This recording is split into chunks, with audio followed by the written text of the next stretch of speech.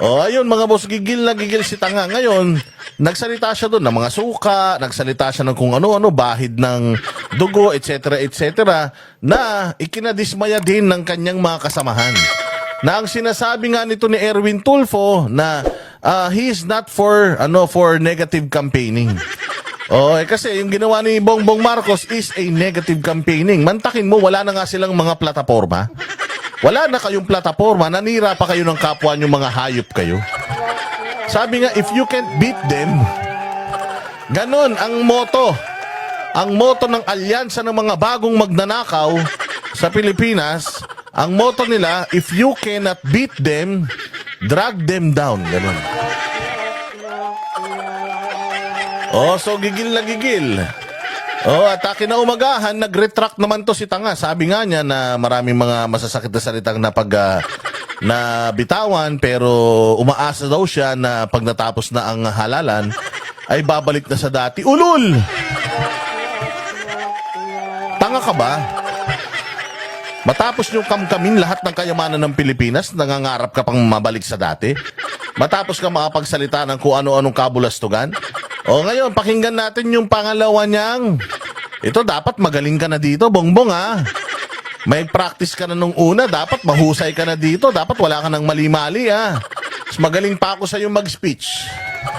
Wala pa akong listahan. Ako, nagbablog ako dito, wala akong binabasa. Ako, impromptu ako. Pagka pinlay ko dyan, doon ko nire-reactionan. Hindi ako yung parang nawawala ng sasabihin, tapos nagbabasa-basa, nagbo-bullet points. Wala akong ganyan. Ako pag nag-react ako, organic, kung ano yung galing sa puso, yun ang lumalabas sa bibig. Walang pos-pos. Dire-diretso. No dull moments. Ito, pakinggan natin ang bagong speech na itong presidente nating mayabang. Akala mo may naabot na sa buhay ang hinayupak. Kahit na lahat ng atensyon po natin ay nakaharap dito sa ating mga magigiting na senatorial board, ay huwag po natin kakalimutan, may halos 18 at 200 na iba't ibang kandidato na sa lokal, mula sa governor, sa congressman, hanggang sa sangguniang bayan. At nabanggit ko po yan dahil ipagmamalaki ko na ang alyansa lamang ang samahan na kumpleto ang kandidato sa bawat pwesto na tinatakbuhan ngayong eleksyon na ito sa national. Ano naman? Anong putang ina maitutulong sa bayan ng hinayupak na pagkakakumpleto nyo, mga kupal kayo? Ano maitutulong sa bayan? Ano naman kung kumpleto? Kumpleto nga, puros naman mga kawatan. Kumpleto nga, puros naman mga magnanakaw. Kumpleto nga, puros naman mga sindikato. Putang inaanin namin, kahit lilima lang sana, okay lang. Kahit hindi kayo makakompleto, basta magtatrabaho kayo ng matino. Ikaw nga mismo na pinuno nila, hindi ka nagtatrabaho ng matino. Sino pang gagong maloloko yung boboto dyan sa mga kandidato nyo? Ulul. Ang ina mo, 20 pesos na kilo na nga lang ng bigas, di mo pa magawa. Magtatrabaho ka na nga lang ng matino, di mo pa magawa. Mag-i-speech ka na nga lang ng maayos, di mo pa magawa. Di sigurado mga tanga rin yung mga kandidato nyo. Nakakompleto kayo ng mga tanga. Diretso. Hanggang sa pinakamaliit na bayan na sanggunian member. Yan po ay dahil Hoy, tang inag niyan. Simula pa lang tarantado ka. Simula pa lang nagdubidap-dap ka na naman, nag-alamano ka na naman. Ano yun? Tinatakbuhan ngayong eleksyon na ito sa national hanggang sa pinakamaliit na bayan na sanggunian member. Ayos. Yan po ay dahil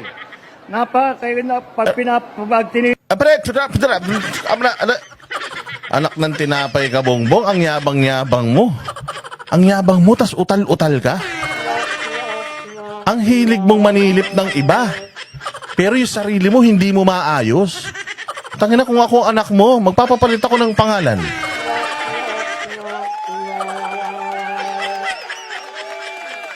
member. Yan po ay dahil pag tinitignan po natin, Inanto, abnoy. ang mga ibang partido, nakakandara pa po sila. At Ayan ka na naman. Nagkakandara pa saan? Gago, hindi na kayo pinagpapraktisan. Utang ina nyo. Ilabas nyo kung ano plataforma nyo. Kung anong gusto nyong gawin sa bayan. Gago kayo. Kahit magsama-sama kayong lahat, isama mo na lahat ng pati yung local government. Tapatan ninyo yung 70 plus bills na nagawa ni Pastor Apollo Kibuloy, mabibilib ako sa inyo. Pag nagawa niyo yun, magaling kayo. Tarantado ka ba? Tingnan mo nga yung mga kasama mo pag nagsasalita dyan, ni walang mga plataforma, ni hindi alam kung anong mga gagawin. Sinisita mo na naman yung iba eh. Focus ka lang sa inyo. Focus ka lang dyan.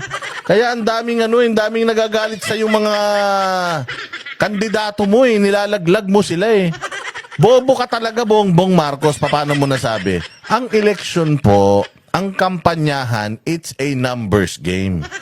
Kung merong dapat panahon kung magpaplastikan, ito na yung panahon na yun. Panahon ng plastikan ngayon kasi nga kailangan mo ng numero, kailangan mo ng boto.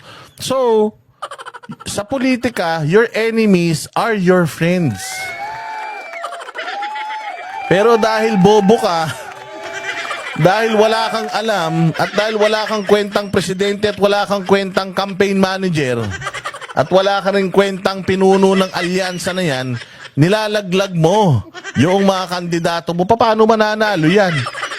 Mang-aasar ka sa ibang kandidato. Tsaka teka, bakit ang inaasar mo yung mga taga-PDP lang? Bakit yung mga komunista ng mga senatoriables hindi mo inaasar? Bakit? Magkakakampi ba kayo? Ayan ka na naman eh. Nagyayabang ka na naman. O sige, diretso. hanap sila ng kandidato, hirap na hirap silang kumuha ng miyembro. At hindi nila maunawaan kung bakit ang alyansa, na-kompleto po natin yung lineup. Ano naman ngayon? Ano ngayon kung kompleto? Ano ngayon kung hindi? Ano naman ngayon? Kahit na kompleto mo yan, hindi mo naman kayang ipanalo lahat yan. Ang yabang-yabang mo, Bongbong, di mo nga na ipanalo si Gadon. Hindi mo na ipanalo si Gadon. Hindi mo na ipanalo si Harry Roque. Hindi mo na ipanalo si Palelo. Pinagsasasabi mo.